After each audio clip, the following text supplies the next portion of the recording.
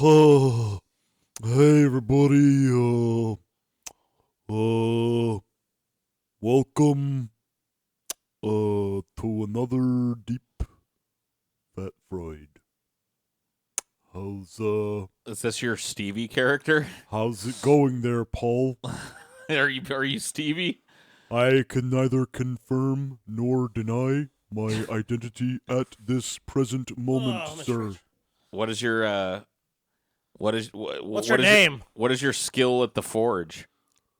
I have yet to master the ways of the forge. At this time, I have yet to become proficient in the ways of the forging skills. What happened to your little foil ball? The foil ball proved to be most vexing, It was vexing. and therefore I have discontinued my ambitions of refining it. I know who you are, bro. You have revealed yourself to me. Stevie does have an excellent vocabulary, if we're honest. No, he does. Stevie sometimes reminds me of a knight squire. It's just like in the wrong age, you know what I mean? Yeah. I think he definitely has a sense of that, like that wrong time kind of thing. Yeah. I was born in the wrong age. For I am a warrior. My blood Would you be born in a different age if you could, or are you fine with where you were born at? I mean, like, part of me, I think I'm kind of of two minds about it. Because part of me does kind of wish it could be like, yeah, the fucking past when, I could just be a real man and there's none of this bullshit social constraint nonsense. Right. Someone says something I don't like, I just bludgeon them, You have to go back pretty far for that to be okay in context. Yeah, I know, right? And then another part of me is like, man, I wish I was living in the future and all the crazy technology is going to happen. Every whim catered to, yeah. Live in a cyber reality. I got to be honest. I think you would do better in the future. I think most people would do better in the future because... there's some people that they definitely should have been back in medieval times. You should be a Neanderthal or some I'm shit. fine with it. Yeah. Dude, I would be the smartest Neanderthal. Yeah. I could do it. But the future, I mean, I don't know. It depends on what kind of future we get, which, I mean, like, Earth is obviously going to shit, but there might be some cool toys to play with while everything burns. See, I take it from a pragmatic space. I wish I could go back and be born again in any of the other time periods. I don't care if it's future or past. Just not now. But retain my memories of living in this one. There's no point in going back over it, you know what I mean? Yeah. So if I get to retain being an 80s kid and get sent back and being a Neanderthal and sent forward to be a cybernetic part of the fucking mass consciousness, I think I want to do it. I think within one framework, that could work for us and collectively. And that'd be the future framework. I think going back in time, the three of us would just be just totally destroyed by maybe just the toughness of humanity. Well, dude, if you lived 500 years ago, let's say, you had to be if you way live, tougher. Though, I'm saying you're reborn, so you're going to be Even raised. If you're reborn with those memories, maybe you can outsmart the dum-dums at some point. And ultimately, I think that could work for you because you'd be like, I need to do this, like this social structure. So my question about the whole being born with your memories thing is do you have to go through being a baby and shit with those memories, and you gotta be sitting there dude, I'm a fucking baby. This is so tedious. Goo goo gaga. But then you get to be a teenager again. You get to be a young man again. But with all the experience of a life, Right. You can even come back as a chick if you want.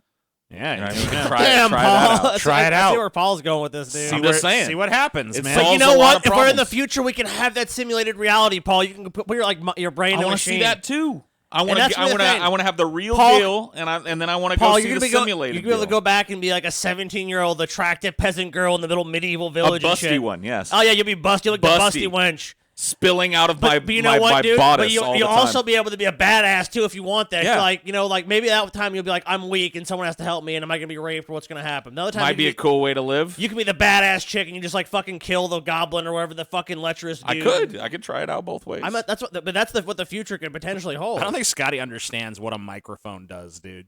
He's just yeah. So anyway, it's man, goddamn, you got a mic in front of you, I don't give a shit. It's TJ. already enhancing your voice, bro. I don't care, TJ. You know All what? right. I've had this criticism off your ass for years, TJ. Uh-huh. And you know what? What? Just like you do with criticism, I choose to ignore your criticism, TJ. Damn. I choose to just say, You know, I mean, who whatever. gives a fuck? Who gives a shit? Because you Fuck know what, you. TJ? And tell me, and you can't tell me contrary. You do the exact same thing. If I had some criticism for So you, what's my Christmas present going to be from you? is it December 25th? Man, I told you what you're getting. Well, I told you guys both that you're getting special brownies. Right. And I Yeah. maintain that, but that's going to be only one part of your gift. Damn you. But I pretty much figured out what I'm getting Paul, and I pretty much figured out what I'm getting you. I haven't figured out Paul's yet. Because I there's don't like, I have two, I usually have like a finalist for everybody. Just give me a twig from your backyard or Oh something. No. my God, Paul. I ain't You're getting getting an awesome gift, and you're going to like it, I you don't- piece of shit. too much of a curmudgeon, Paul. I don't care if you get me a present, Paul. I really don't, because I don't want to give a shit getting gifts. I know you're the same way, but in that same sense, that's why I'm giving you a gift. I love getting gifts, so Jesus Christ. I'm all about the gifts. Consumerism Day, Consumerism Day. Get your I just present, wish I could Paul. call it off for 1 year just to see if I'm happier without Consumerism Day. But you can't. There's no. You're doing it. roped into Consumerism Day. You're every a year. mean one, Mr. Paul. You really are a heel. Yeah, I kind of am. You're a garbage person, Paul. Fuck you. You're a garbage person. Hey, the Grinch might be a part of the topic tonight. That's true. He might be The invoked. Grinch could come up. He could definitely come up. So you guys might remember back in February 16th. I don't. I'm just telling you right now. Dude, I I don't. know. I'm saying, like, dude, that happens to us all the time. We're like, I have an idea for an episode, and then one of us will be like, we did it. We already did that, didn't we? Oh yeah, I wonder right, when. right. I wonder what the point. There's going to come a point where we literally do make the same episode again because we It'll all happen. forgot. It'll happen. It's going to happen for sure. But back in February 16th, 2018, so pretty much 2 years ago, pretty close to 2 years ago now, we made a video called Top 10 Movie Villains Equal Deep Fat Fry. All right, I remember the show. And the list we decided on was as follows. And once again, I don't think any of us would have made this list on our own, but together this is what we came up with. Okay. Through a lot of battling and bickering acrimony, hours and of acrimony. involving the audience in some decisions when we couldn't come to a consensus amongst ourselves and we ran out of Dude, vetoes. was it and Pazuzu? There was a lot of fucking I fighting. mean, there was some fights, dude. I this remember was that. it was a contentious motherfucker, and I'm sure we all still are gonna look at this list and And be we like, can we'll put a link if people want to go back and watch it or whatever. yeah, if Taylor remembers to do that or whatever. Certainly, we're not going to do it. Because we ain't gonna remember. Scotty's writing checks his ass can't cash again. Because he ain't gonna remember to do it. I ain't gonna That's remember all to do right. it. My wife will remember. Hopefully and do Taylor it. will I don't My even wife remember will what we're remember. talking about. Fair enough. Fair enough. And He's by the like, way, I don't even know what I'm doing here. a lot of people do tell me they miss our list episodes, which kind of sucks because at the time it seemed like all we had was complaints. But anyway, so the list that we came up with was as follows. Number 10 was HAL 9000. In fact, let me just go ahead and put it up on Hell the screen. yeah, dude. Number 10 was HAL 9000. Okay. Number 9 was Hans Landa from Inglourious Bastards. Inglourious Bastards. Number 8 was Norman Bates from Psycho. Okay. Number 7 was Agent Smith. Number 6 was the one I had to fight tooth and nail to get in there. Fuck, Judge dude. Claude Frollo, the only animated entry who should be number 1. Number 5, Annie Wilkes from Misery. Number 4, the T-1000 from Terminator 2. Number 3, Hannibal Lecter. Number 2, Joker, Heath Ledger version, because obviously the Phoenix version was not even known about at that point. And number 1 was Darth Vader, because it was just like we couldn't fucking see giving it to anybody else. Although it looks like it was close. it looks like he came pretty close to getting ousted by Count Orlok, but ultimately it was Darth Vader who won the day. dude, that Orlok debate, dude. That was a hot one too. That was a hot- and Pazuzu. That was dude. That was a contentious episode. Claude Fuck. Frollo should be Pazuzu, and Darth Vader should be. Dude, we Orlok. need to do the heroes version of this though. Maybe. I think we do, man. Didn't we? I don't think we did. I don't think we No, did. No, I don't think we ever we did gotta that. do the heroes. It's not as much fun, but you gotta do them. I mean, yeah, as a companion piece for sure. And this list. I mean, like when we did this list, we didn't really have. I don't think we had the right approach because, like, it really should. It's like if Darth Vader and Count Orlok were fighting over number 1. Count it Orlok doesn't- should be 2. It doesn't make sense that Count Orlok It's isn't even in the list now. I know, right? So it's like we're retarded. We He's didn't- eliminated from the list. But in fairness to us, we hadn't really done too many of these at that point. It was one of our earliest episodes, and we just didn't have the right fucking shit. Well, you in know, place, we but- can do the remake of it at some point. But so this is what we came up with for our last episode where we talked about villains. But this episode is more about a few days ago on Reddit, I saw a guy post a thing on the movies forum where he was lamenting that so many people seem to like the villainous characters in movies over the heroes. Because villains tend to be pretty popular. And he seemed to stress that people tend to find the villains both more complex and more interesting. And, you know, he was like, I don't see what's so interesting about some bad people. They're bad. So I decided it might be fun to take a look at villains. Not just on a character-by-character basis, but as overarching archetypes of different kinds of villains. Primarily looking at cinema, but not necessarily restricting ourselves completely to that. So, you know, like the kind of questions in my mind was like, what purpose does an antagonist serve in a story? What makes a villain tick? What motivates them? What separates an effective and interesting villain from a listless and boring villain? Most importantly, what makes a villain in the first place? What common trait binds them all together? Now, these questions are you know, some of what I hope to explore in this episode. What we're mainly going to be looking at, though, is different archetypes, different types of villains, and who's categorized in there. But hopefully we'll eliminate some of those other subjects as we, you know, proceed through and look at some of these overarching villain types that exist out there. Now, we did an entire episode shitting on this guy right here. Uh-huh. You know, I hate to tell this to Paul, but, like, I've been haunted by the spirit of Roger Ebert ever since that happened. Good. Why you hate to tell me that? That sounds awesome. Yeah, he comes to my. Sometimes I wake up, he's floating above my bed, and he's waggling that fucking jawless chin at me, you know, and it's pretty spooky. He's a pretty spooky ghost, dude. I mean, whatever, dude. I mean, I agree with you. Fuck, dude. I mean, how would you like it? I wouldn't. If it was an apparition above my bed, I would not. I'd be fucking terrified. But dude. What the I fuck? summoned forth a Zuzu? No, I summoned forth a medium, someone who could talk to ghosts. Cool. To find out what the fuck Roger Ebert needs and wants to leave me alone. Okay. And he said that basically, if I quote a Roger Ebert quote and I quote it as a positive quote that I agree with, then Roger Ebert's ghost will leave. So to quote Roger Ebert, each film is only as good as its villain. Since the heroes and the gimmicks tend to repeat from film to film, only a great villain can transform a good try into a triumph. I mean, that makes his middle-of-the-road review of Die Hard all the more perplexing. Yes. But okay. Totally. Because, I mean, that had one of the greatest villains ever, and he seemed to be like, bleh, don't care. I mean, it's definitely an example of a movie that focuses less on the villain, though. Sure. I mean, there are different, you know, you get different doses of villain. That's true. I just got done watching Indiana Jones, the first three, the original trilogy. And the villains in those are good, but really what holds like the more interesting character is Indiana Jones. Oh, Right. The villains tend to be so minimal in that movie. It's just an example of how it is possible. This dude that you read that was lamenting that nobody ever likes the hero. Maybe it's just because the hero is poorly written. Maybe. So I don't fully agree with Ebert's quote there. But I don't think, like, when I say I don't agree with it, I mean I don't think it's a universal truth. But I think there's a general truth to it. I think that a lot of people a lot less famous than Ebert have expressed similar sentiments. I mean, like the people that the guy in the Reddit thread was lamenting against. Right. Who are just like, yeah, man, that villain was so cool. Oh, such a great villain. Well, that's very common. It's like paint by numbers in a lot of movies. Like you have this villain trying to do this thing, or like everyone who left someone you're opposed to. Right. Everyone who walked out of the Dark Knight was not like, man, Christian Bale, dude. Right. That wasn't the discussion. There was praise for Christian Bale, but yeah, it was all about the Heath Ledger performance. You know, got worse over the trilogy. Oh God, it did. Got more gravelly. So I think that's one of the reasons that Infinity War stood out as an exceptionally good Marvel movie, because it had a great fucking villain. Yeah. And by the way, does everyone agree, by the way, that if we made our list today, this guy would be on that fucking list? 100%. Oh yeah. There's no way. No way it wouldn't be on the list. He'd probably be top 5. Right? One of the best movie villains to come out of the 2010, you know, easily. Easily. You know, block of films. He definitely like a, you know, standout good villain. I mean, yeah, dude. I was honestly, it's one of those rare moments with these movies that I was pretty much blown away. I was like, wow, they're gonna really do a fucking Marvel villain justice, because that's one of the biggest criticisms of the MCU even before that.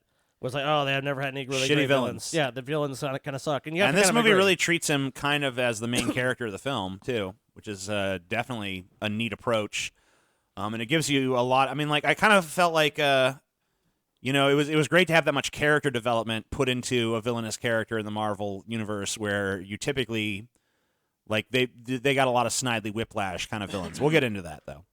So one of the things we got to probably discuss really quickly before we start getting into some of these archetypes is the difference between a villain and an antagonist. So according to screencraft.org, villains are defined as evil characters intent on harming others. Antagonists are defined as characters that work in opposition to the protagonist or the hero. Villains aren't always the antagonists. Often, but not always, the antagonists aren't always the villains. Case in point, Samuel Gerard, Tommy Lee Jones from The Fugitive. While he's clearly the antagonist by definition, he is in opposition to Richard Kimball's Harrison Ford's escape. He is not the villain because there are no evil intentions. However, and this is me speaking again, in my worldview, evil is completely subjective, so therefore villain is completely subjective. Then we have to exclude Thanos then. Right. So for this reason, I'm going to be using villain and antagonist interchangeably here. I don't buy the distinction. Yeah. I think it's outmoded. It's an outmoded way to think about things. I'm a nihilist. I'm not going to get down with that definition because it's gibberish from my perspective. So I don't think that distinction makes any sense. I mean, I wanted to put it out there in case either of you object to that reasoning. No, not at all, dude. A lot of great villains are morally sure that they're doing the right thing. Right. Like that's a pretty standard villain trait. And we're going to be talking about those too. I mean, a more nuanced villain, and that's what Thanos really brought, as the other example here. It's just like a villain that's not just like, I'm bad, I'm evil. It's like, no, they have a moral certainty that what they're doing is actually the best for all sentient life. So let's get into a few villain archetypes. Now, I want to say before we get into this that the villain archetypes we're going to look at, not every villain fits in just one of these. There's villains that are part one and part the other. There's hybrid kind of things. And these archetypes do not encompass every villain. I mean, when I pretty much started making this list, I realized there's no fucking way. It's basically like a gradient. To really categorize it down to the gnat's ass to where you're going to get every villain's archetype. And even if you did, all it takes is one, movie that has a different idea about what a villain is to totally fuck up the list and make it incomplete once more. But these are some general archetypes that we've all seen a million times that you could fit probably the majority of villains you've ever seen in a movie or read in a book or anything into. So the first example we want to get into is a villain that I think is best dubbed the Mustache Twirler. Got it. The Mustache Twirler. Now, this is a villain who is just evil. They don't have a complex backstory. They don't have a strongly defined motive. They're just evil. They like to do evil because they're evil. They like hurting people. They like causing pain and suffering. They have no nuance or subtlety at all. They look evil. They talk evil. They act evil. They are evil. Just like the generic chaotic evil character that's just out to do bad shit. Not even necessarily chaotic evil, because a chaotic evil character will have usually a rationale or a justification or some sort of philosophical standpoint. Not necessarily, because that's more just like you can go with just do whatever you want. So, right. I mean, and these villains seem to. I mean, you don't think that fits into that? I don't. I mean, there might be some overlap, but I think that there's a distinction between a character. I don't think a character like, Agent Smith or the Joker, or we'll get into the chaotic evil characters in a minute, but I don't think they necessarily fit neatly into the Snidely Whiplash. This is more just like the obvious villain. Right, just the obvious, generic fucking villain. That's just, you look at them, they're a villain. Everything they say is villainous. Everything they do is villainous. But kids' cartoons are filled with these. Right, and this is like Skeletor. This is Mum-Ra. Snidely Whiplash. This is some of the examples I have written down here. Well, I have for every villain, I have a description of motive and some examples. So the motive I have is just the pure joy of being wicked. They just love to be evil. Sure. Examples I have are Snidely Whiplash, Darth Maul. Doesn't really have any sort of motive, just a bad guy. Ivan Drago from the Rocky movies. Also, a lot of the less interesting Marvel villains, especially in the earlier films, are kind of just like, I'm evil. Yeah, sure. And like you said, Paul, a lot of the cartoon villains from our youth, Skeletor, Shredder, Mum-Ra. It almost just seems like the laziest villain you can possibly concoct. It really is. But nonetheless, some of them work. Like, when I realized Darth Maul and Ivan Drago are kind of really just fit into this type. They don't really have a strong, like Ivan Drago, what's his motivation for being evil? He's Russian. Yeah.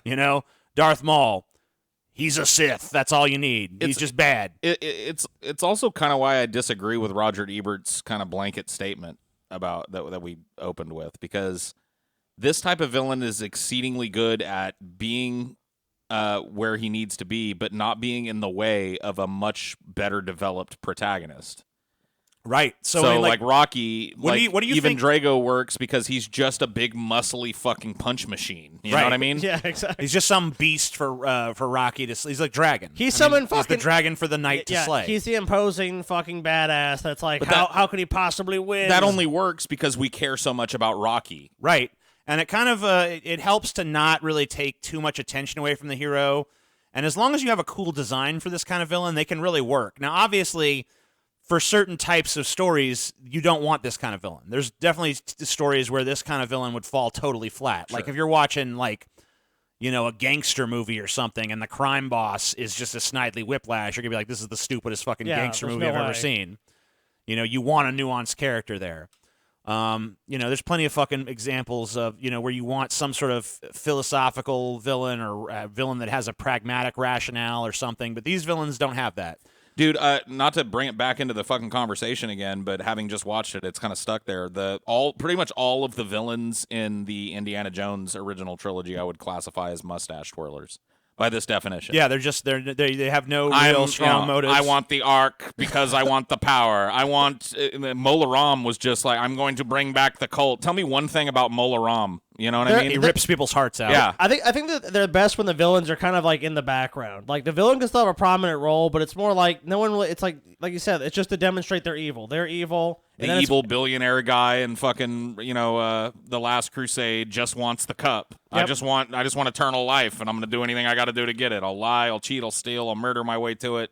No real development beyond that, you know? No. And that's kind of the trademark example of these villains. They're not developed. They're just evil. There's not a lot of character. They're just evil. That's how you define it. They're very two-dimensional characters, but yet sometimes they can work really well. Yeah, and all Despite three that. of those Indiana Jones movie, they do. They work But- as a great foil to a lead character that you really care I about. mean, all the ones you really mentioned besides the Marvel ones pretty much have worked. You Right. know? So And I mean, like a lot of those movies are not necessarily bad. You're just not super compelled by the villains. yeah, I would agree with that. I mean, I would say in the Iron Man movies, there's a lot of examples of those mustache twirler types. The first, Obadiah Stane is definitely Oh, pretty much totally. that. yeah. Oh, plot says I'm bad. I'm bad. You know. He's bad because he's bad. There's fucking there's a lot of these, and some of them work. I mean, I think that movie's good despite having a mustache twirler for Despite a villain. the fact that he shares a name with one of the most iconic villains, I don't think Whiplash actually is one of these. 'Cause No. they actually gave him some kind of motive. He was more motivated by revenge, you know. Right. They do a lot of those revenge motives. All right, so let's move on to the next archetype. This archetype is the Beast. Gotcha. Now, the Beast is not necessarily a malicious creature. It's just simply a creature driven by instinct. Usually its instinct is to kill or to otherwise prey upon human beings in some manner, or trying to get humans out of its habitat, or, it's just violent towards anything that's in its territory or whatever. It's not capable of necessarily higher thought and contemplation. It's just an animal. And like all animals, this behavior is dictated by base needs. Like a lion is a villain from the perspective of a gazelle. A werewolf is a villain to us for the same reason, because it preys on us. But it's not because it's evil.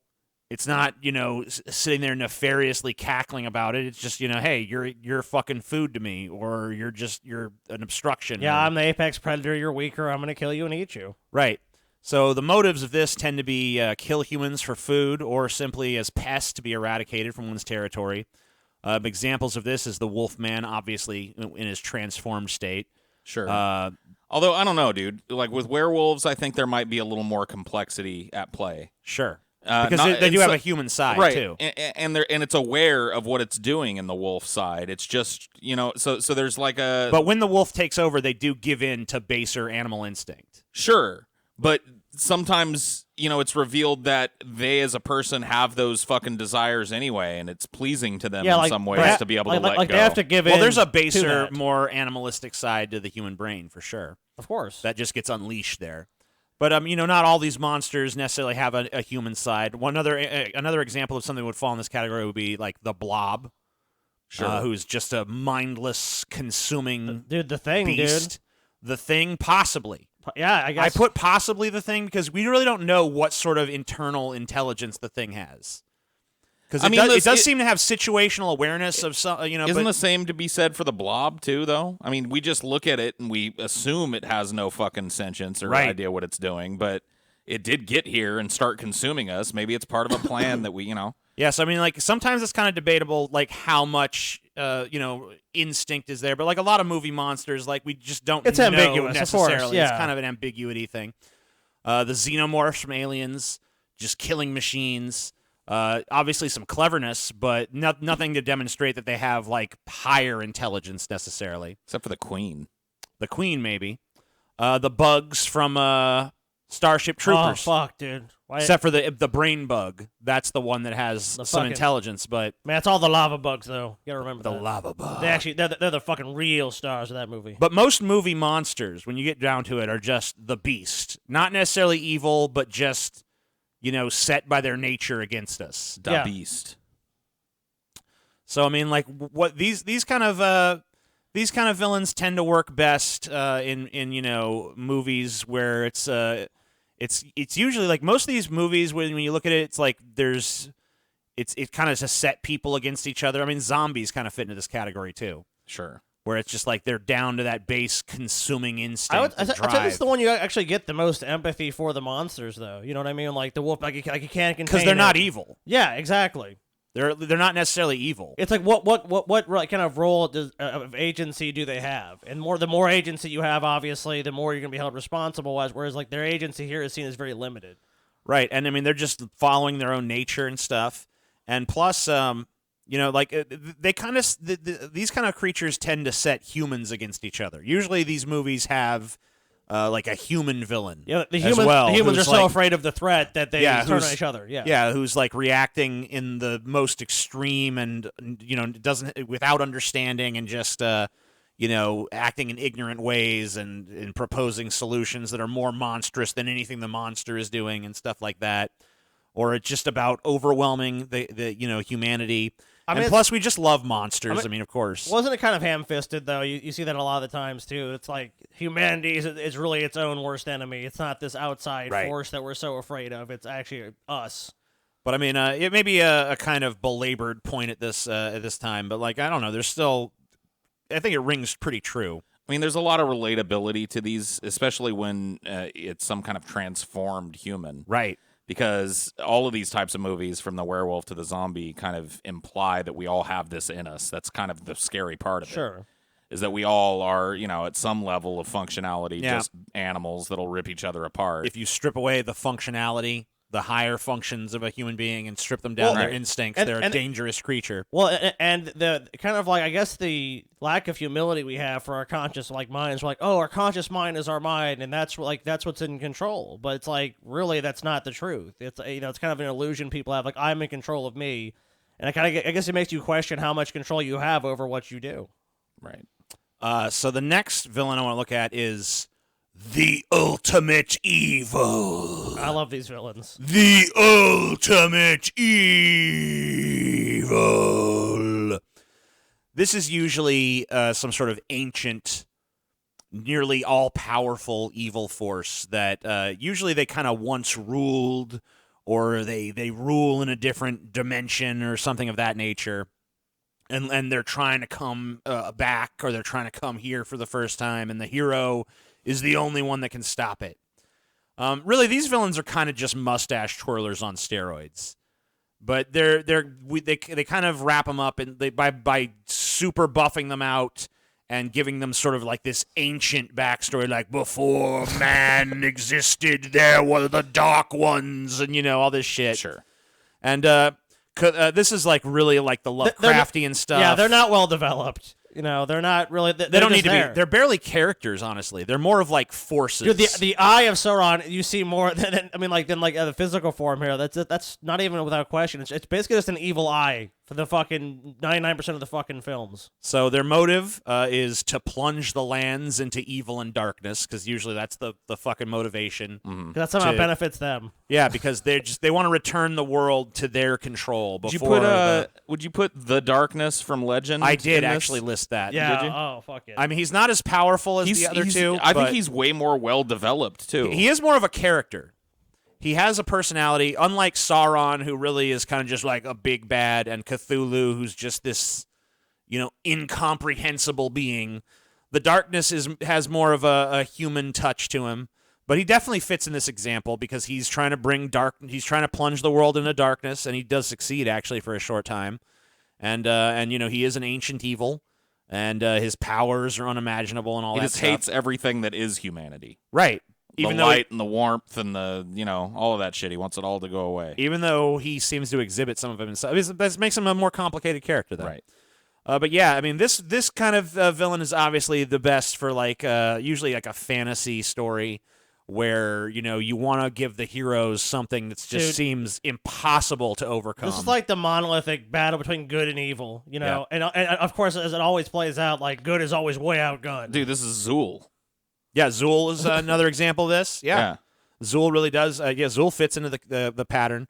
There's lots of villains like this. I mean, like anytime you have the ancient evil that's being reawakened to plunge the world back into darkness, I mean, there's more examples of that than you might fucking initially be like, huh. Right. But yeah, I mean, so these tend to work best in like fantasy stories, like I said, where you just want to give the heroes something that seems insurmountable, so that when they defeat it, it's of course all the more impressive. Well, it's so clearly defined in these movies. Like, if you see like the bad guys, they look like totally evil. It's like an orc, you know what I mean? The humans look good, and the elves look good. It's just so fucking tailor made for that. Right. So that's why I kind of call these mustache twirlers on steroids. Yeah, I think it fits. So we're gonna go. We're at pretty much the penultimate super powered high level kind of villain. Let's go down a fucking several notches to the common garden variety bully. Sure. So the bully usually is not a threat to the hero's life. They can be. There's some bully characters that take it that far, like the kid from It, Henry Bowers. Sure. But this character doesn't tend to be a life-threatening character. This tends to be a character who's just kind of a fucking jerk. Yeah. Just wants to make the hero's life miserable. They relish being mean, Oppressive and for abusive, the fun of it. and oppressive, and just swaggering around, showing their power, and putting others down so they can feel big, which is kind of their motivation. Making others feel small and just being casually sadistic and having no regard or concern for other people's feelings. So basically us. Yeah. Just being total jerks. We're bullies, yeah. Yeah. Examples of the bully character would be like Johnny Lawrence, Biff Tannen from Back to the Future, Chris Hargensen. Do you know what that character's from? Chris Hargensen. I'm not sure. The name is not iconic, but you'll know the character. It's the girl who bullies Carrie in Carrie White and Carrie. Okay, yeah. Who dumps pig's blood for a pig, Right. They're all going to laugh at you. They're all going to laugh at you. They're all going to laugh at you. So bully characters, I think, sometimes they're done really fucking poorly.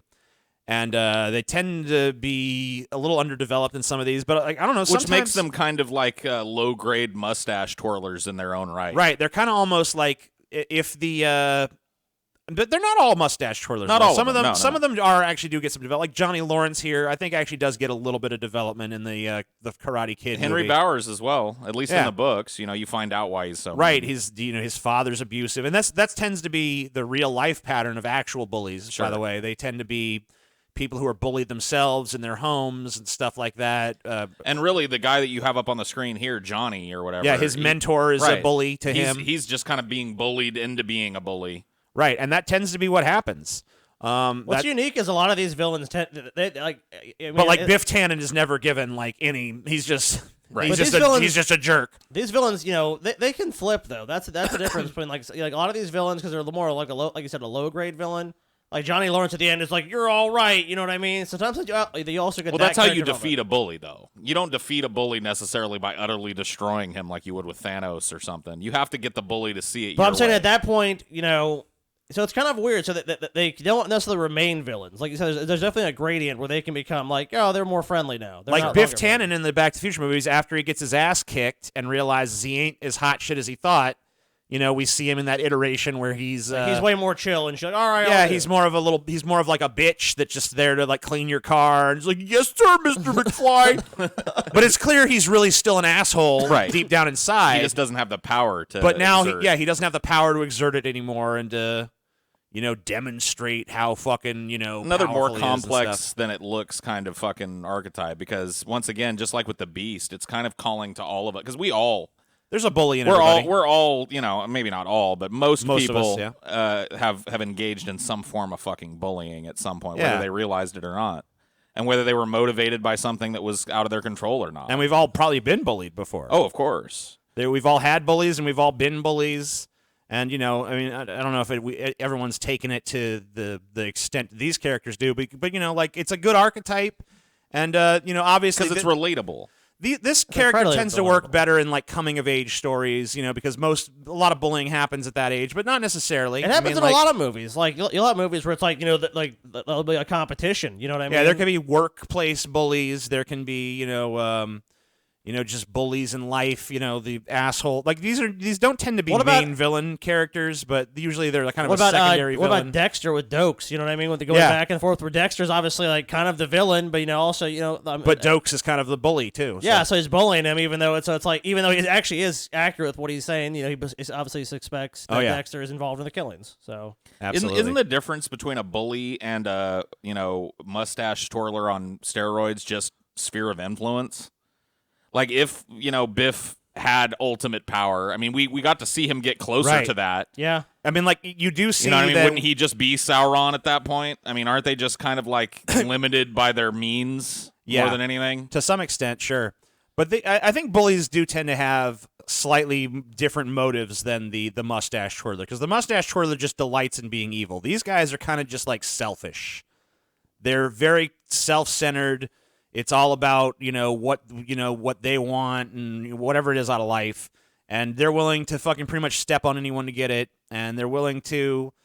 There's a fucking emotional manipulation, like a fucking Snidely Whiplash might engage in bullying, but he's probably not going to make it his forte to just go around putting other people down to feel better about himself, because he doesn't need to feel better about himself. He just delights in his pure evil. So, I don't know. There's it's probably a pretty subtle distinction, but I think there's just you just know a bully when you see it. You know what I mean? Sure. But you're right. I mean, when you looking back to the future too, where there's the alternate timeline where Biff, He is super rich. Yeah, did acquire all the power. He definitely upgrades from bully to a different level of villain, Right. where he's And more of that. That's why that movie's interesting, or that whole series of movies is interesting. But it's also interesting to think about in the context of this, because once again, I just keep coming back to that thought. Really, for a lot of these guys, the only thing that held them back into what we're classifying as a bully is just not having the powers over reality or whatever. Right. And if they were given that, a lot of these would probably be that way, and I think a lot of real life bullies would be that way as well. You're probably right about that. it's their power level. So power sometimes level's too low. Sometimes the only difference between a bully and a full-fledged Villain. bad guy. I mean, the bullies are definitely villains. Yeah, but I'm saying, to be honest with you, it almost seems like a subgroup of villain. You know what I mean? Well, these are all subgroups. I know, but I'm saying, I don't know, because like I said, a bully is going to be transformative. It's kind of hard to say a bully. I would say that Biff probably in his more powerful form would fit probably most comfortably under the tyrant category that's coming up in a little bit. But we'll get to that. Our next one is the Mastermind. So this is the smarty pants that has a plan that's can't fail, that's thinking outside of the box, that's creating some new gadget or virus. He's got or all something the that's angles. Yeah, this is the villain who's always one step ahead. This is the smart motherfucker that's the master manipulator, usually has a whole bunch of henchmen to carry out his will. Maybe you don't even know that he's the one pulling the strings, but he's got a master plan, and every time you think you've got it figured out, you realize you're just another cog in his master scheme. And basically, this type of villain, is their motives kind of vary, but usually it comes down to accumulation of wealth and power. They're trying to scheme a little bit more for themselves by being smarter than your average bear. Isn't there kind of an implied motivation in a lot of these guys too, that they have something to prove, to demonstrate their supremacy? Like yeah. Edward Nygma would fall into this. Oh yeah, The Riddler. absolutely. Yeah, so there is kind of an angle too. I didn't put it in the document, but you're absolutely right, Paul, of like trying to demonstrate Like, I want through to their prove that I'm schemes that they're the superior to smartest. everyone, right? They're the smartest. They're the best. No one's smarter than them. No one can best them intellectually. They're at the top of the fucking intellectual shit heap, and you better watch out because they will use you as a chess piece. I noticed the image you used here, TJ. Is this the first one that came to your mind? Goldfinger. Yes. Was it Goldfinger?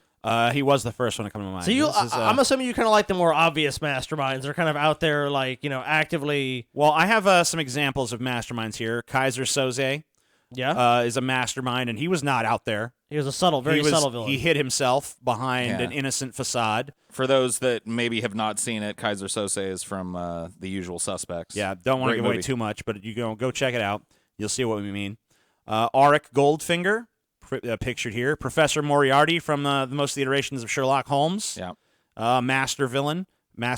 Hans Gruber from Die Hard is a mastermind. He's got a complicated plan that just had one little chink in the fucking plan, which was he didn't know that super badass Bruce Willis was going to be there. But even then, if he had known. he almost fucking succeeded in his plans. So there's tons of these characters. They also tend to be used in like cartoons and stuff as well. Like you have a lot of Mad Professor type of characters that kind of fit into this. You could look at like Megamind as like a parody of this kind of villain. Sure. These villains are oftentimes paired with they're like a dark mirror of the protagonist. Yeah. Yes. Actually, that's the next one. Is Dark Mirror. Right. But I mean, it really is true. I mean, I think it's Goldfinger that says to Bond at some point, "We're not so different, you and I, Bond." You know what I mean? Like and he's right.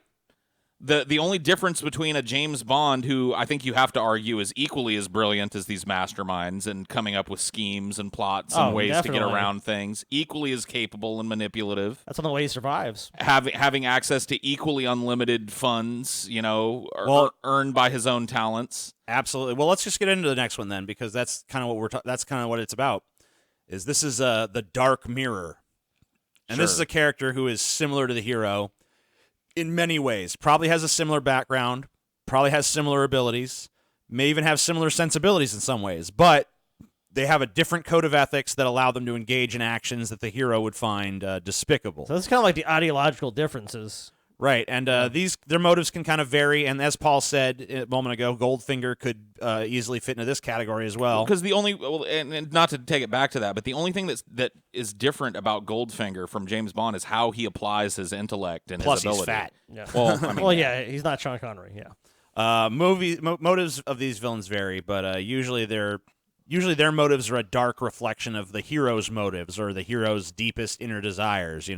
right. Like so some examples would be like Zod has pretty much the same powers as Superman.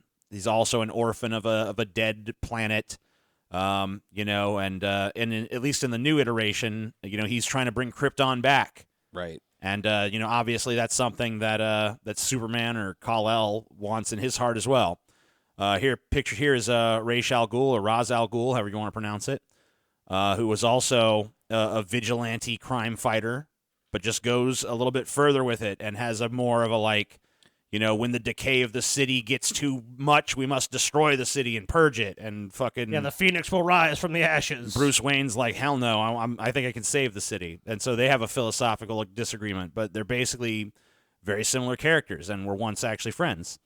Killmonger from the Black Panther movie. Okay. Similar to the T'Challa or whatever the fuck his name is. Sure. Not my favorite character ever, but definitely a dark reflection. Johnny Ringo from Tombstone. Yeah. Dark reflection of Doc Holliday. I mean, I got to be honest with you. You could put Vader in here. Yep. Vader is, almost directly, as implied by the story, the dark reflection of Luke. I mean, there was that whole scene where Luke goes into the where he's the tempted. cave. yeah, He where he goes goes in the into the little cave area. Oh yeah, you're talking about Your where he's weapons, faced you will with not need himself. them. Yeah. Yeah, and Yoda's like, you don't bring your weapons in there, but he does, and he finds Vader, he chops his head off, and then Vader's face mask blows up, and he sees his own face behind the mask, That's a great scene, dude. and it's like, well, what the fuck does this mean? And of course, it's not only a revelation that Vader is his father, or a hint about that. It's directly implying that But it's like, Luke you're on the same path, maybe. He's one step away from being that. Right, and if you look at the, even though the prequel trilogy was not done in the best manner possible, but you do see the parallels between father and son there of rising up and becoming a Jedi and becoming powerful and, and he was gaining all these new powers. He took a different direction. I mean, Luke is directly tempted multiple times. Right, and that's why you see Luke wearing black throughout the Return of the Jedi, because he's flirting with that dark side. As implied by the Emperor. The Emperor kind of calls him on that in that final scene, the showdown there. So how he's already accepted it. He's already used his powers for self-serving reasons. The great thing about these kind of villains is that not only do they pose a physical threat to the hero, but they also pose a philosophical threat, because it's like maybe the villain's right. Right. When you're that close in philosophy to the villain that you're fighting, you kind of almost have to wonder, like, am I fighting for the right thing? Yeah, am I the villain? Maybe I'm the fucking villain in the story. Maybe I'm standing in the way of the progress that needs to happen. Right. And I mean, there's part of Bruce Wayne going out there and being Batman. He's got to fucking look at a city that's that fucking corrupt and depraved and be like, well, such a huge part of Batman as a character is that moral conflict that he has. Right. He has decided on a moral code that doesn't allow him to kill people. And that's at the center of so many of the conflicts that you see the character go through in the books and the movies and shit. It's all, about him wrestling with the knowledge that, hey, if I just kill this motherfucker, it's over. You know what I mean? Right. And so race is like, this is what I become if I do that. So is that the right way to be? Who knows? And it's just like a decision he has to make, and it's something he's confronted with. And I think these villains make for some of the most interesting villains that you can do, and doesn't obviously work for every single character, but So the next character I want to look at is the someone else's idea of good hero. This is the villain who is, if you look at it from a different perspective, you could almost make a case for them being morally justified in their actions. So Thanos. Yes, Thanos obviously would be in this one. This is basically exactly what it sounds like. It's a villain that, from a different point of view, could be the hero of the story. They're probably not necessarily evil, quote unquote, but simply have a different ideological convictions than the protagonist. And this is kind of closely related to the dark reflection, too, in some instances, like Magneto and Professor Xavier are clearly like dark mirrors of each other. Sure. So their motive is usually fighting for, whatever they think is a just cause. Examples include Magneto, who you see here on the screen, Ozymandias from Watchmen, Yep. Thanos. I'd argue the Dark Knight version of the Joker probably belongs in here, too, because he's trying in his mind to liberate people from all of these social conventions that he thinks are basically illusory. And there's tons of characters that, if you look at them from a certain perspective, you can understand their actions and you can see how, in their minds, this is a moral good. So obviously, Thanos is the fucking one that really comes to mind. I mean, there's people who definitely, go around with, shirts and stuff that say, Thanos was right. I own one. Yeah. So, I mean, and here's, Magneto on the screen, he's part of an oppressed minority class. There's legislation being passed against his people. There's people who are violent towards mutants. There's people who want to see mutants eradicated from the planet. And, he's just defending his right to exist. Defending his point of view. He has the point of view that not only should he fight back against oppression, but that mutants are superior and should rule over humanity. Right. If humanity should even exist at all. Sure. You look at it from a certain perspective of the society that he exists within and how poorly, his people have been treated. And it's like, can you really blame him for his actions? Can you really blame him for that? Can you really argue with that statement? I mean, mutants are normal people that have, in some cases, incredibly powerful extra normal powers. They are better than they us. are superior. Right. And, but you can kind of also relate to the perspective of the human beings who are discriminating against them because, obviously you're going to be terrified of someone who can shoot fire from their fucking hands. They're so afraid of the writing on the wall. If this continues, then eventually, we will be subservient to them. Yeah, it's like, I mean, like, you're going to be obviously terrified of someone who has those kind of powers and abilities. So villains in this area to be successful need to have like that moral gray area around whatever it is their conviction is. There needs to be a strong enough ability for a person that might, even a person that disagrees, right, might be able to see. You have to the at least be perspective. tempted to go down their rabbit hole of There logic. has to be a good argument behind their megalomania. Yeah, Right. Usually it's like some sort of cause or something. Like they have something that's like a really strong moral conviction that's like, no, we have to do this. Right. And So, like, if we don't, then it's basically we're extinct or we're fucked or whatever. Ozymandias from Watchmen is like, look, the world's a fucked up place. The only thing that's going to unite humanity and prevent us from destroying ourselves is if I give the human race a common enemy that everyone can focus their animosity towards and be like, oh, this is the enemy. That's this fucking horrible space squid, or it's Dr. Manhattan in the movie version, that, is going to be the thing that, unites us because we're all mutually terrified of this external threat that we have to join together and confront. So it's all about bringing peace to the world. And, if he has to kill a few million people to do it, it seems worth the price to him. Thanos, he looks at the resources and, how, the universe is depleted of resources and, people are look what happened. breeding themselves into, terrible, overcrowded societies where resources are scarce and people are starving. Remember, he does the sales pitch. He says, look at my planet. This is what all that remains of it. Because we fucking didn't listen to this advice. Like, he's like, because so people can see that. They can see his point has already been proven. Like, at a certain point, there's not going to be enough resources for all the life and everyone that wants to exist, so people are just going to die en masse. Who could argue with that? So, yeah, for this villain to work, there does have to be a definite sort of, like, really strong moral gray area. And this, of course, leads to just more complex storytelling and more nuance, and so that's why they kind of tend to elevate the stories they're in. Sure. And, so the next one we're going to look at is the Tyrant. Hell yeah, dude. And what the Tyrant is like a draconian authority figure. I can totally relate to these characters. Mad with the idea of power. Right. Yes. They're totally obsessed with their own power, and they brutally control and subjugate those who are beneath them. They rule over their lessers with contempt. Are these characters even really villains? I guess not, Scotty. I guess that these are morally great for you. Do we do heroes early? Fuck. They can be, and I'm not limiting this to just supreme overlords ruling the galaxy. Sure. One of the examples I have in there is Bill Lumbergh from Office Space.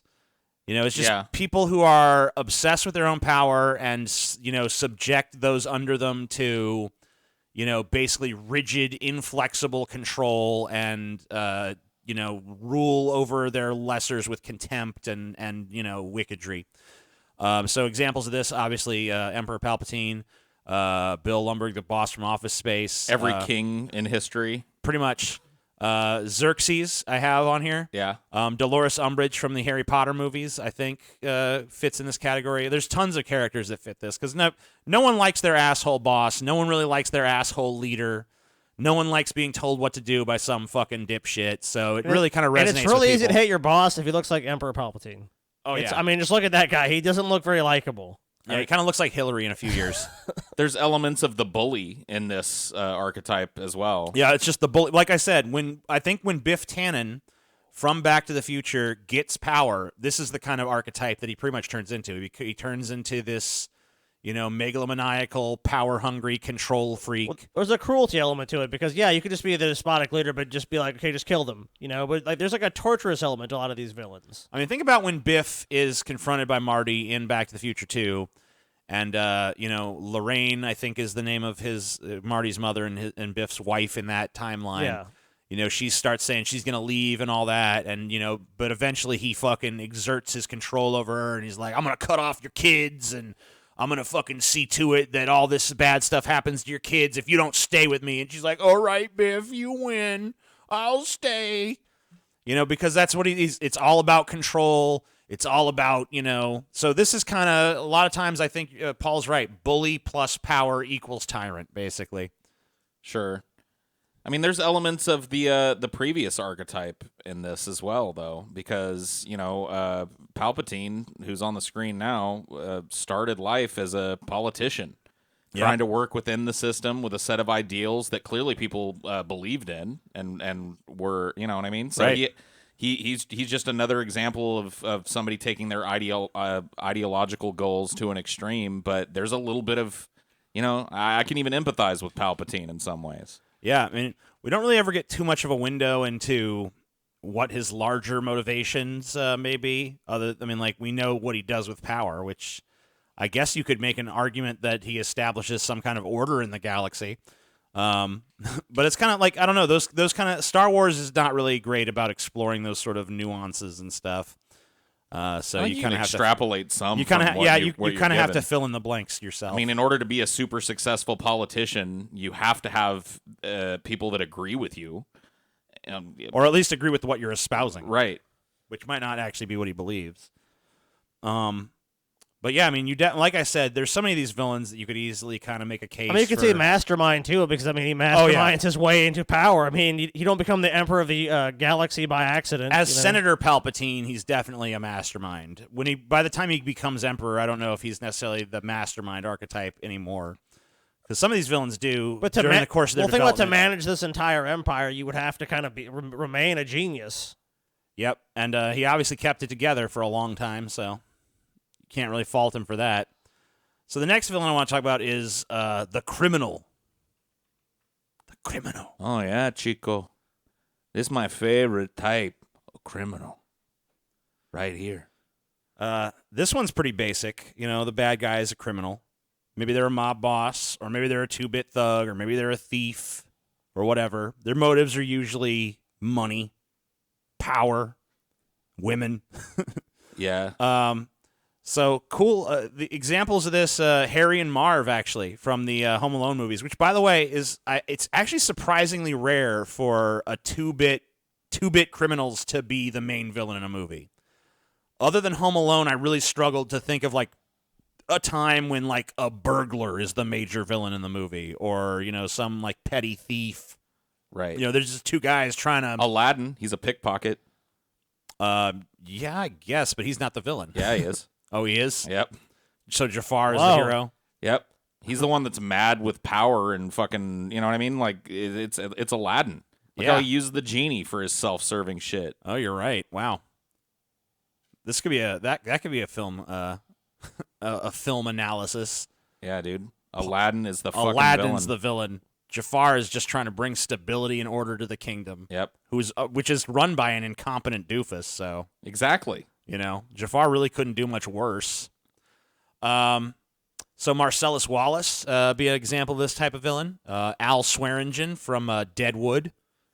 But most of these villains don't tend to be the main villain guy. Usually it's like the crime boss if they're the main villain. But right. Most of the villains that you see are they're basically the disposable thugs that don't really get names. They just tend to be they're not usually the main villain of the story unless we're talking about a big mob boss character, Right. Which I almost think is kind of like a separate category in a way, but if I separated it, then there'd basically be no name characters in this other than Harry and Marv, the only ones I could really think of. And all criminals are even bad in movies either. No, I mean, like, you don't have to necessarily be. Yeah. I mean, there's plenty of movies that view the criminals as the heroes, or sympathetically at least. but there's plenty of movies that view them as the villains as well. Oh, I agree. Yeah. I mean, Scarface here definitely one where. There's also an element of the kind of hero mentality, especially surrounding Tony Montana, because of where he came from and how he was treated by the people that had more power than him. And his goal was to be able to look down on them for once, and who can't fucking empathize with that goal? Right. And I think especially when you're as mistreated as his character is. To come from nothing and to rise to the station. From literal nothing in America in a fucking concentration camp for Cubans, basically. Yeah. Well, the thing about a lot of the criminal characters, too, is that their motives tend to be pretty straightforward and relatable because they're just people trying to make a living, try to make their way up. They have ambitions of upward mobility, and some of them are clever about doing it. Others are not so clever, but they have very grounded motives typically. You know, so Tony Montana, he wants basically some of the same things that we all want, which is, let's fucking, I want to live a nice, luxurious life. I want to be successful. I want to have money. I want to have, all of my needs met. And he realized the American dream is bullshit. He's like, man, if I fucking do it the fucking legit way, I ain't gonna have shit in my life. If I fucking deal cocaine, Sure. you know what I mean? It's not much of a fucking decision, is it? So a lot of these characters are super relatable, and that's why I think there's so many movies where the criminals are the heroes of the movie. Of course. Or, at least the anti-heroes of the movie. mean, yeah, he's definitely the fucking hero of that movie. So the next category we're going to look at Han is Solo. Han Solo. Yeah, I mean, he's a criminal hero, anti-hero kind of archetype. The next one I want to look at is the Disturbed. The crazy fuck. The crazy fuck. But I didn't want to just go crazy with it. I needed there to be an extra criteria, because if you just say crazy, that's so broad. So I really, in the Disturbed category, I really wanted to focus on people who are mentally ill to the point where they probably don't really recognize the reality of what they're doing on a sane level. Like, just unbalanced characters with a tenuous grasp on reality. True insanity. Right, just totally bonkers, not perceiving the world in an even close to rational way. Usually their motives are irrational. Some examples of this would be Norman Bates, pictured here on the screen, Annie Wilkes from Misery, Kevin Wendell Crumb, the multiple personality character from Split, and I guess from whatever the follow-up to that was. Glass, yeah. So these are characters that just have they're not rational. They don't know really what's going on in the world. They don't have a firm grasp on this. So, like, many of the characters, I looked at lists of, like, crazy characters, and a lot of them have, like, the Joker and Hannibal Lecter. Well, I think the Joaquin Phoenix Joker fits most comfortably into this slot. He definitely would fit. He definitely shows all the signs of it. I mean, he literally hallucinates a lot of things. So he doesn't. He doesn't have a grasp of reality. So the Joaquin Phoenix Joker definitely fits. The Heath Ledger Joker, I don't think fits. No. Because even though he might be insane, I think that he doesn't have the prerequisite lack of awareness that makes up a villain in this category. So I mean, like, yeah, the Heath Ledger Joker has got a plan. Hannibal Lecter might be insane, but he definitely knows what's going on in the world and has enough of a rationality to make plans that make sense and he's recognize. Honestly, he's kind of a mix between this one and the Mastermind. Well, I mean, Hannibal Lecter has an understandable motive as well. I mean, he only eats people that are rude to him or shitty people. Right, he has has a moral code. Yeah, and it might be twisted, but to whatever person's point of view. But he didn't go after. He wasn't just indiscriminately, crazily eating everybody. You know, anybody, every time, all over the place. Just eat whoever I want. Got a plan. I'm crazy. Got a set of criteria for the people that he fucked with. And he didn't. He didn't just. He was opportunistic about it. He had a formula. So I don't think you can really put a character like Lecter in this category. But Norman Bates, who thinks his mother is still alive and, dons a wig and becomes her and then murders people as her and then sits around thinking, like, they'll see. She wouldn't even hurt a fly, Well, here's my counter with him on Lecter. I think Hannibal Lecter also does have elements of insanity. You know what I mean? Right. So, I mean, I wouldn't argue that he fully fits up, but like you said earlier, I think there's more of like a gradient where you can see elements of this. He's not out of control of himself, and he's capable of making complex plans. Right. I mean, the entirety of The Silence of the Lambs is basically a story about how Hannibal Lecter manipulates all of the powers that be around him to get back on the street again. I mean, he's literally in control of every fucking interaction. But he even says in the movie that he does suffer from insanity. Well, yeah, but look who's fucking holding. I mean, maybe he has the people that he's he fucking has a firmer being grasp of it. But I mean, I wouldn't argue that he doesn't have any even like somewhat of he eats people. But that's why anybody he that eats eats people is going to be a little. That's what I'm saying. That's like, why there's elements to him like that. They're depraved. They're kind of like, why would someone do that? But I think he has a firm grasp on what the world is around him. And well, how yeah, it I would works. say so. He can navigate within that world. But I'm saying, there's elements of insanity. Like, right. He can operate despite his insanity. But that's why I didn't want to just say the insane villain, because pretty much all villains. I mean, not every single one, but most of the villains, you could probably make a case for them having some sort of mental illness. What about Jigsaw? Jigsaw definitely has mental illness. definitely. Yeah, definitely. but Does he fit in this category? I think he's too fucking like he's got an overarching like I think in order to fit in this category, you don't have a very complex plan. There's no real goal that's the ultimate goal in your mind, like with fucking Norman Bates here. I mean, what was the end game? There really wasn't one. He was just pursuing something that had driven him completely Well, I mad. wouldn't put those characters firmly in this camp, but I would say that I could see elements. Or if there's a of them goal, in this like camp. I think they can have a goal, but it has to be very simplistic and it has to make very little sense to any rational person. Like Yeah. Annie Wilkes is just like, I want my writer to bring back this character that he killed off, and I want him to write me a new book, A super and we're gonna rational be goal. together because he loves me and I love him, and we're gonna kill ourselves together and all this. Yeah, she has a goal, but it's extremely irrational. Right. It has he doesn't love her. He doesn't like her. There's no sound basis. If you Right. told someone else that, they'd be like, "You're insane." Wow, Yeah. you're a fucking nut. So, I mean, I think that kind of boils down to that to some level. I mean, it's kind of like hard to say where the line is on this one. But I think that, that's why I felt like I had to put that tenuous grasp on reality thing in there. Well, I see why you did. Because otherwise, just too many. I felt like if I just said like Crazy any character villain. who has any sort of insanity, there's going to be so many characters from across all the spectrums that just get shoveled So in you're here. arguing for this category overwhelmingly crazy, Right. insane, out of touch with reality. It has to be the point where they're out of touch with reality, in my opinion. Okay. So the next one is the Henchman. Now, this is a villain who tends to be subordinate to another villain. Now, they're not trying to run the show. They're just trying to make sure that the evil will of their master or their employer is carried out. Now, maybe they work for their employer full time. Maybe they work on a part-time basis. Maybe they're just hired to do one particular job. But they are that subordinate villain that's part of the scheme. That's told, you have this one task or these series of tasks to go do. And usually their motives are pretty simply financial. Right. They're people who are, have no ethics and are willing to do whatever the fuck it takes to, make some money, or to, get a little power or to cozy up to someone who has power. But they're more like the hangers-on.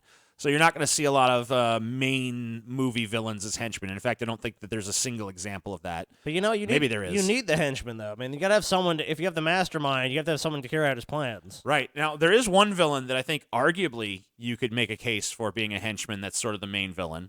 Bane. Bane, yeah, that's another one. I didn't even think about Bane, but that's a good point. Yeah. Bane is really the puppet of Talia al Ghul, but he's still, I think most people would think of him as the main villain of The Dark Knight Rises. Yep. Darth Vader, though. Sure. The fucking, just the Emperor's little bitch that goes and does the will of the Emperor. Even when, he obviously has emotional conflict about it. Of course, he does break those chains and defy the Emperor at the end, but, it takes a while. Boba Fett, another character from the Star Wars universe that he's not the main character or villain in the series, but he's he definitely at various points is the Empire's thug, and then he's Jabba's thug. So you could definitely make an argument that he's a henchman. Bob from the original Batman movie in 1989. Well, I guess that's not the original because there wasn't one. There was one in '66, but the '89 Batman, Bob was the Joker's right-hand man, who pretty much made sure that his boss had everything he needed and was taken care of. Yeah. Gogo Yubari from Kill Bill. Harley Quinn. You can make a fucking pretty decent case. She was like the Joker's henchwoman. Odd Job, pictured here. One of the most iconic ones, probably. Also the guy that everybody banned you from picking in the original N64 GoldenEye. Yep. Because his hitbox was half of everybody else's because he was tiny. That was great. And not only that, but just a great movie character. Barely in the movie, but so memorable because of what he can do with that hat atop his head. That hat There's shit. a lot of these guys in the Bond movies. Remember Jaws? Jaws, he's another great henchman. Yeah. Just, not the main villain, but super iconic. As soon as you see him, you're like, whoa, cool. Yeah, but dude, because a lot of times before you can fucking beat the shit out of the mastermind, you got to fucking deal with his main henchman. You know what I mean? Yep. Oh, yeah. I guess technically fucking what's his name? Jean-Baptiste Emmanuel Zorg. Yep, he's a henchman for the darkness or whatever the fuck. Yeah, which is an example of an ancient evil character. Sure. Or I'm sorry, what did we call it? We called it we didn't call it ancient evil. We called it the ultimate evil. But you could say ancient evil too. So yeah, the henchmen, they tend to be pretty cool. They're more of just like a side character usually. But sometimes they can be kind of pushed into the main character role, especially if you have a main villain who kind of is hiding in the shadows, like the Emperor does for the majority of the Star Wars trilogy, or like the Dark Planet does, and fucking the Fifth Element. You know the crazy thing about the Fifth Element? Another example too is I think Zorg. Most people would consider him to be the main villain of the film. Yes. Even though there's this overarching big bad that has to be beaten at the end. The crazy thing about that movie to me is that Bruce Willis's character, Corbin Dallas, and Zorg never meet each other. Right. In the entire film, I don't even think Corbin Dallas is ever even made aware of the existence of yeah, that is weird when you think about it. 'Cause you're they right. never encounter each other. They never even reference each other. I don't believe. But yet they're working against each other, and I don't think either of them ever even knew it. Yeah. So that's kind of an interesting little thing about that movie. The main hero and the main villain never meet. I don't even think they ever reference each other. The Fifth Element manages to have two villains in it, really, when you think about it. Because I mean, obviously, even after they defeat him, they still got to beat that ancient evil. Still have that Fifth Element. What's the Fifth Element going to be? Love. So the next one is the Femme Fatale. The honeypot. Oh shit, dude. Oh yeah. So this is not just any villain who happens to be a woman. Let's clear that up. Now some people they've butchered this fucking term and just any hot chick who is a villain or who can fight is a femme fatale. That's not what a femme fatale is supposed to be. Widowmaker right here, boy. A femme fatale is a female that uses her sexual allure to control and manipulate men into destroying themselves for her own twisted ends, whatever those may be. Usually it's some form of financial advancement. Sometimes it's revenge. Sometimes it's just, sadistic glee at being able to do it. Yeah, depravity. Yeah. So examples, Catherine Trammell from Basic Instinct, pictured here. Syl from Species, which we found out in a previous episode was actually the basis for the Chupacabra, interestingly enough. Yeah. But yeah, Natasha Henstridge, she'd just seduce men to come and, I'm a big-titted blonde, come fuck me. Oh, I'm actually a horrible alien creature that's going to rip you apart. Talia al Ghul from The Dark Knight Rises. She convinces Bruce Wayne, we love each other, and you get to fuck me and all this. Oh, turns out I'm evil. Turns out I'm going to stab you. Right. So that's that kind of character. And, this villain, you see less and less of. This was really kind of a popular archetype during, the time when, the detective noir kind of genre was super big. Dude, the Wicked Witch of the West trying to entice the Tin Man and the Lion to come fuck her. I don't remember remember that, but you don't remember that part of the movie? I don't. Best part of it, man. That was the best part of the fucking movie, man. I can't believe I forgot. Wow. Now that you reminded me, though, my boner's coming back. So you don't really see these a lot, and it's kind of not a very woke archetype at this point, I guess. Because usually these characters kind of exist to titillate not just the protagonist but the audience as well. Oh, for sure. I mean, Basic Instinct is the perfect example of that. I mean, it may not be a woke archetype, but it's still fucking, relatable as fuck. I mean, it definitely plays true to this day and age. There are tons of women out there who are at various, levels doing this exact kind of thing that we're talking about. Yeah. Absolutely. Oh yeah, we see them look.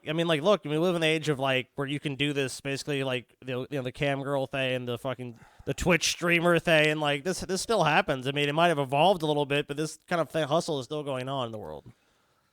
So the next villain type I want to talk about is chaotic evil, and this is as we already discussed. This iteration of the Joker here could also fit into the disturbed category. Sure.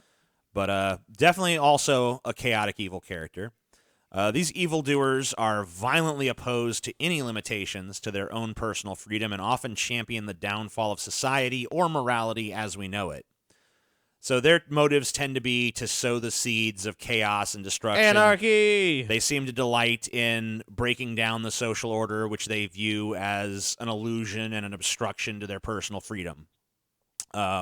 Most incarnations of the Joker fit this category, particularly the Ledger and Phoenix ones. Agent Smith has an interesting kind of character arc because in the first movie, he kind of represents the authority figure, the henchman, and acting on behest of the tyrant, which is just the system that he propagates. In the 2 sequels, he comes back as more of a chaotic evil villain who wants to destroy everything but himself. He's no longer just against the humans. He's against the humans. He's against the machines.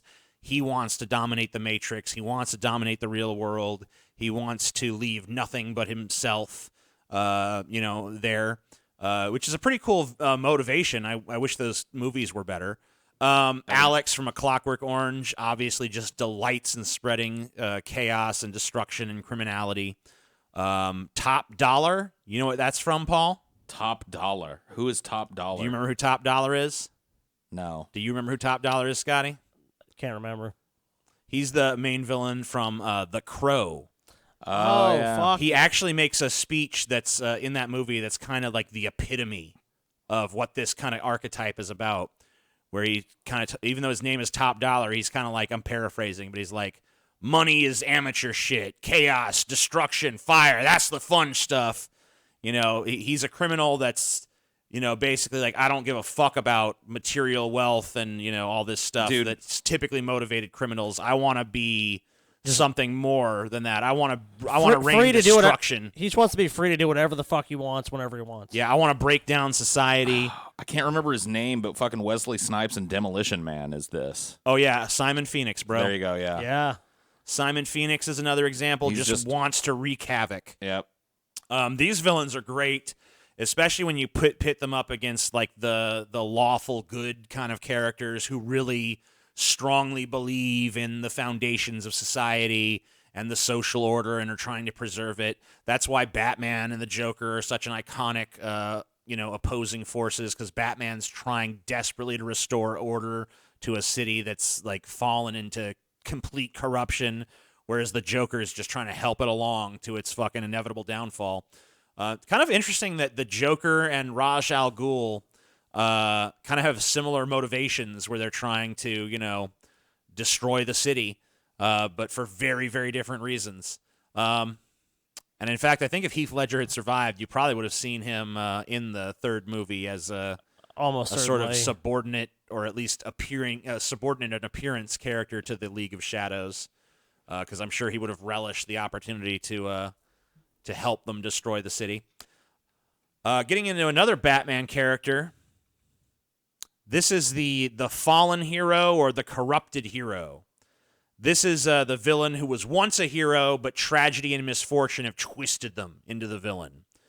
So their motives are usually revenge, either against the people or institutions that wronged them or against the world itself. Whatever forces turned them into the villain in the first place, they're out there to avenge. I mean, sometimes it's like a myopic view of what their good contribution used to be. Right. Like they're still pursuing that, but, they've taken it a step too far. Yeah, they've gone down the dark path, where it's like... Because Two-Face here is kind of obsessed with justice. Right. Just balance.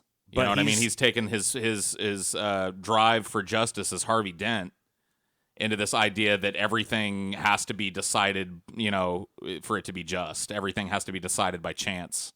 Right. It's the only pure way to do it. Because the Joker has convinced him that the only true fairness is in chaos, and so he relies on a coin flip to tell him what to do and what not to do. Right. And this is a great... I mean, like, there's the iconic line from this movie that was all over the trailers and was super memorable in the movie itself of you either die a hero or live long enough to see yourself become the villain.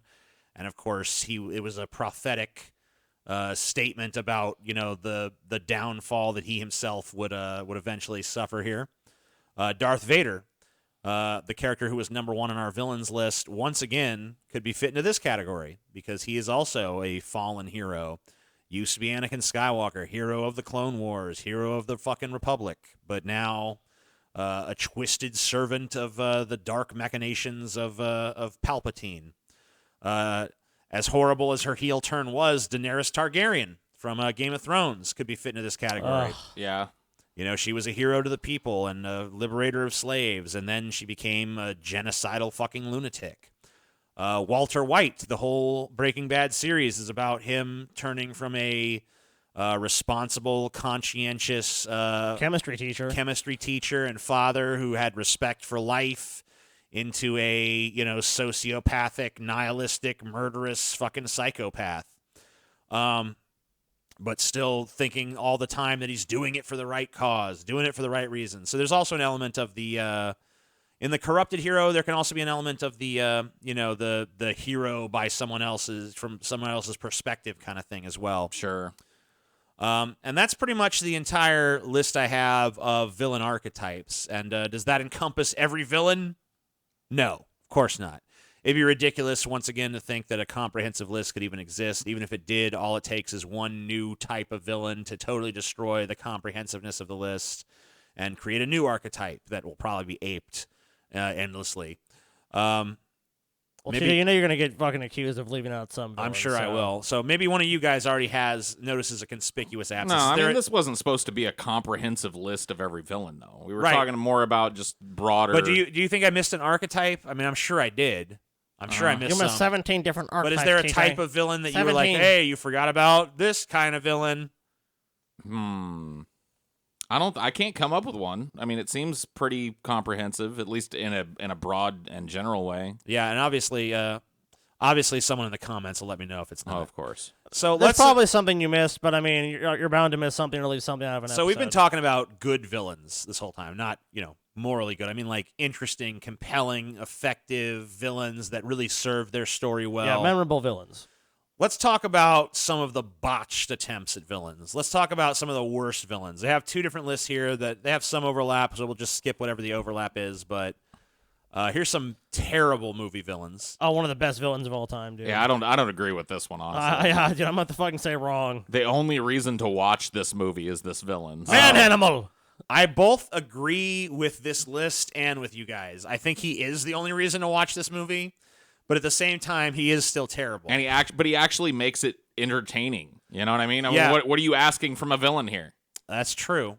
He's the only thing about this movie that has any fucking value in watching, even if it is just to laugh at the over-the-top ridiculousness of the character. He is ridiculous. So I have to disagree, dude. I have to disagree, TJ. Take Well, Terrell you off that this can list. spell your name. Yeah, that's what I'm saying, dude. Take Terrell's off the list. All right. I don't think you guys can. I think you can agree this was a bad villain. Yes. Right? Yeah, this is a bad henchman villain. Just a really bad villain. This is a particularly lame henchman archetype. You have to remember, this was off, because this guy played Darth Maul, so it's like, oh, he's going to be good in this movie, too, and just Nope. it did not work at all. Nope. Go back to being Darth Maul. You know what happens to a toad that gets struck by lightning? I don't care. Same thing that happened to everything else. Dead. It was so lame. King Koopa from Super Mario Brothers. Now, man, Disagree again. I don't disagree.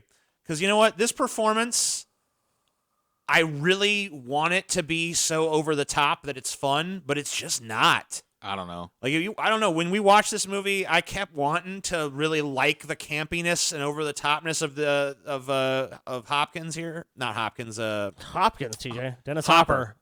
Of Hopper here, but I could never get into it. It just seemed like he did not give a fuck. He really gave me the impression of a dude who did not care at all. I love the scene when he orders the pizza, though. Yeah, that was classic. I love that scene, man. He Obviously- ordered the fucking pizza, dude. Obviously, a poorly executed version of the tyrant archetype. Not well done, not well written, not well acted. Maybe I don't know. Maybe you can get some kind of camp value out of the performance. I wasn't really able to feel it, but I guess Paul and Scotty feel like there's maybe Fuck something yeah, I there. do. Take him off this list. There are worse. The yeah. Mandarin from Iron Totally Man 3. agree. Totally. Well, I mean, it's because it was a fake out. Yeah, I mean, this one doesn't belong on the list either because he was supposed to be a bad, hammy, over-the-top villain. Yeah. So I mean, like, Get him out of here. He was great in that movie.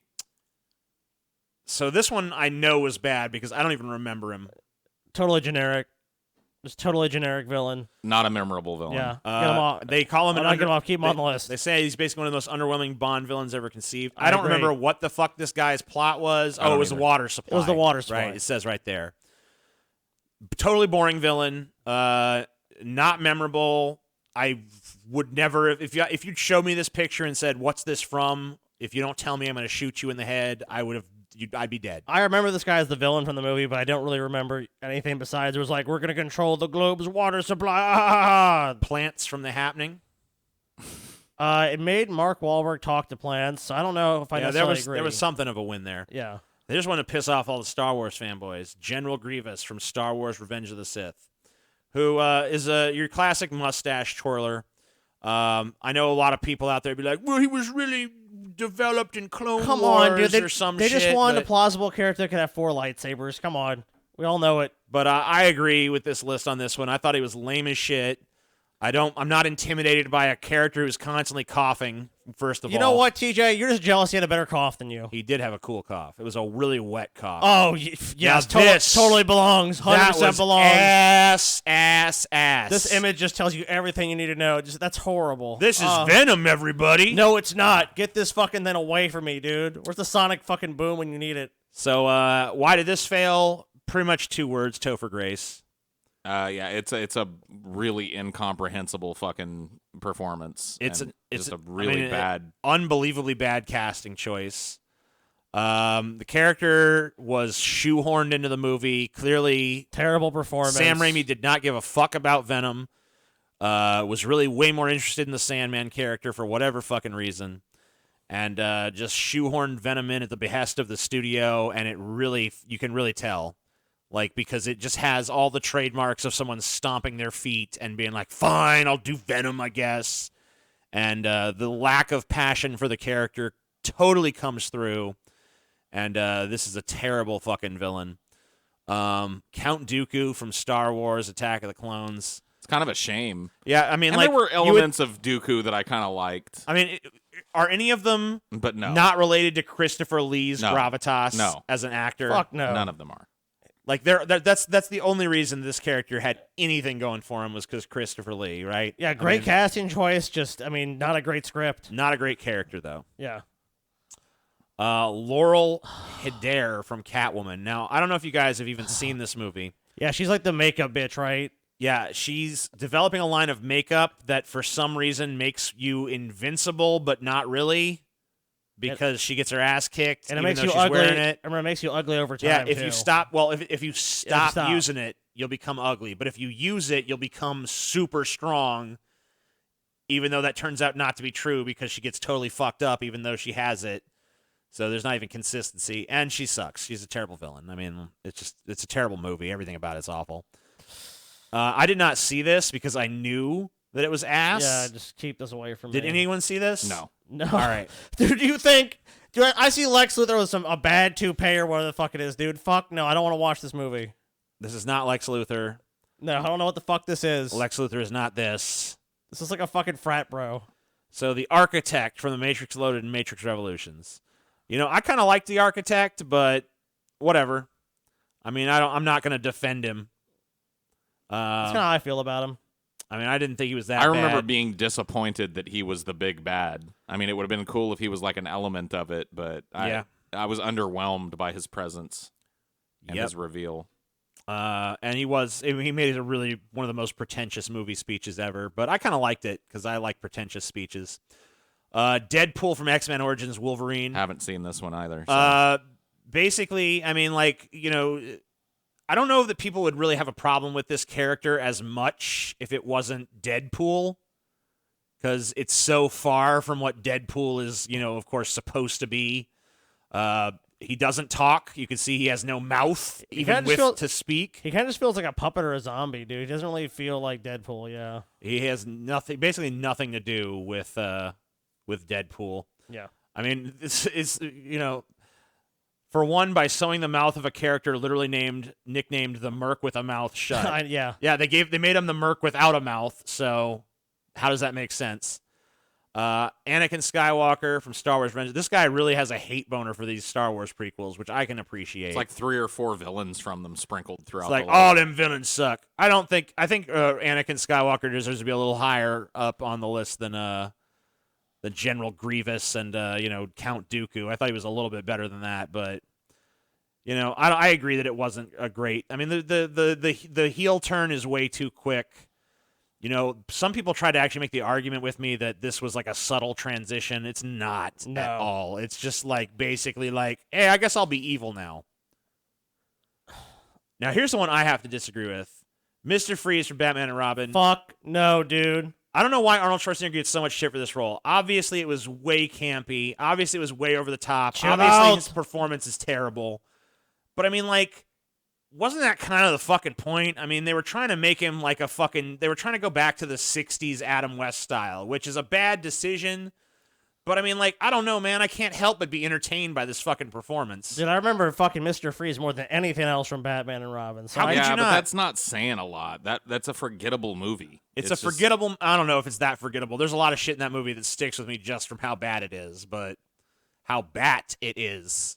There's a Mr. Freeze level pun for you, although not ice related. I mean, I still remember a bunch of his lines. What killed the dinosaurs? The Ice Age! You know, I probably remember more of his lines than I do a lot of actually good movie villains, for fuck's sake. You know, chill, bird boy. It's like, what the fuck, man? I love it. I mean, the can't- central performance here is fun to watch, but I feel the same way about this one as I do Turl. Like, the only reason to watch this movie is to see fucking Schwarzenegger's turn in it, and even then, it's not because it's good. It's because it's so awful. right. It's Dude. so hilariously over the top bad. that's why I love the internet, that I can just see all this shit cut out into clips. I'm like, let me just see all the Mr. Freeze scenes. Yeah. That's how I right. feel about watching the entire fucking movie for that performance, probably not worth it. So here's some other bad villains. Yes. Do you remember Yes. Do you guys remember Double Dragon the Yes. movie? Yes. Yeah, we all watched it. Yeah. Oh, we did? Yeah, we did a commentary. I guess Yes, we we did. did. And- Koga Shuko. And yeah, he's one of the worst fucking villains you've ever seen. And he went on to play a great villain yep. as the T-3000 or whatever it was, T-9000. T-1000. Or was it the T? No, that's isn't the T-1000 what fucking Nope, he's the- Schwarzenegger is? No, he's the T Oh, T-800 or something. Yes. Okay. You're right. So this is Robert Patrick's evil Vanilla Ice. Just a phoned in kind of fucking performance, dude. It's just not even. He doesn't like, really feel like a villain. The second you look at this guy and see that hair, he doesn't ever like any sense of like Yeah. this guy has authority and stuff is just totally botched. You know, he just looks ridiculously dorky. See, this is another one I have to disagree with on What? on camp reasons. Come on. Yeah. I like she's funny in the goddamn movie, okay? Yeah, she is. And once again, just It's like with Troll Turl, 2. just like with fucking Mr. Freeze, it's so over the she's literally the only person in this movie that looks like they're trying. You know what I mean? Even if what comes out of her isn't great, she's the only one that was like knew what the tone of this movie was, clearly. We already talked about that. Profion, Dungeons and Dragons. What? Okay, yeah, he's pretty bad. How dare they say this? Now, I don't know what I mean. Like Jeremy Irons, I feel like is a good actor.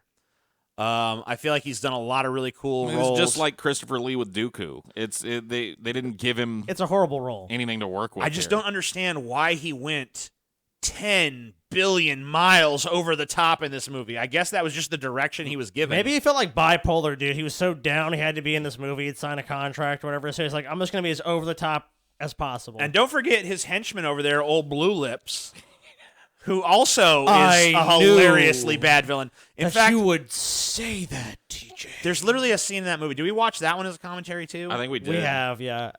There was literally a scene in that movie where he's like telling his henchmen to chase them and to be quick about it, but he fucking takes like a minute to say it because he talks come so here. slow. Yes? Do not let them escape. Giving them ample time to, of course, It's like, yeah, well, it probably got away in the time it took you to fucking say that, dipshit. Any of the zombies from Plan 9 from Outer Space, whatever. I mean, come on. You got. I mean, What do you really what? want? It's Ed Wood, let's bro. go to page 2. We already talked about that. Agree. The Master from Manos the Hands of Fate. Now, this is a movie. Oh, man. This is a movie. This is not. Manos the Hands of Fate is not, I repeat, not so bad it's good. no. Manos the Hands of Fate is fucking agony to It's try to almost sit through. unwatchable. It is so painfully bad. The So only time boring. you watch it is just as like, I guess you can get some enjoyment out of marveling at how unbelievably awful it is. But it is the most That's not boring, enjoyable. Let's be honest. slogging, horrible, miserable, unwatchable fucking movie ever made. The only thing I felt like I slogged more through was fucking the Star Wars Christmas special. Yeah, well, I don't know, man. I think I'd rather watch a Star Wars Christmas special than try to get through Manos: The Hands of Fate. I don't again. know, man. They're pretty close. It is unwatchably bad. I will never sit down and watch it again unless I fucking am forced for some reason.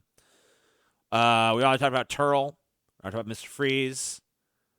The aliens from Sign, they do not belong in the number one spot on this list. No, But come on. I do agree that there's so many that they first of all, their design is uninspired, and their weakness is so ridiculous that I do agree with their placement on this list. But number one, Their weakness was basically just derided and parodied for the years afterwards because it's literally one of the dumbest fucking twists to aliens. And have aliens that are fucking, water is corrosive to them, water will kill them. I mean, They'd be dead walking around. it doesn't make any fucking sense. It's one of the dumbest fucking villain it choices would literally ever. be like if the three of us decided, hey guys, The lava let's planet. get butt naked and invade planet lava and fire. You know, it's like, doesn't make sense. Stupid, stupid, stupid. The aliens can't get through a fucking door. I mean, it's just dumb. I don't know, dude. I think it's saying something, though, that there's such a bad villain in that movie, but it's still a good movie. It's not bad. I mean, I there's still some, like that movie. I'm there's sorry. Still, there's some Signs- tension around it. I mean, I can't really say I like it, but compared to some of the shit he did since, I don't like it as a horror movie, but I like it as a psychological examination type of movie. Yeah. 'Cause the aliens it was are really kinda- secondary to what's going on. It was now. kind of cool to see an alien invasion movie from such a small perspective because we've seen the big, all the tanks are out, Yeah, and the War of the cities are Worlds, falling, yeah. and all that shit. But we've never really seen it from the perspective of just one family, what their experience is of this crazy event. So not a bad movie. I thought Just it a was bad kind of villain. cool in that regard. The fact that the aliens can't get through a fucking door kind of, I mean, like, I don't know, there's so many stupid things that kind of keeps why me would from you be- enjoying it as much as I want to. But It's like interstellar travel, no problem. This dude's fucking cheap-ass fucking door. Nope, can't do it. I mean, come on. I mean, Harry and Marv could have got through that fucking door, for fuck's sake. I mean, come on. They don't have an axe.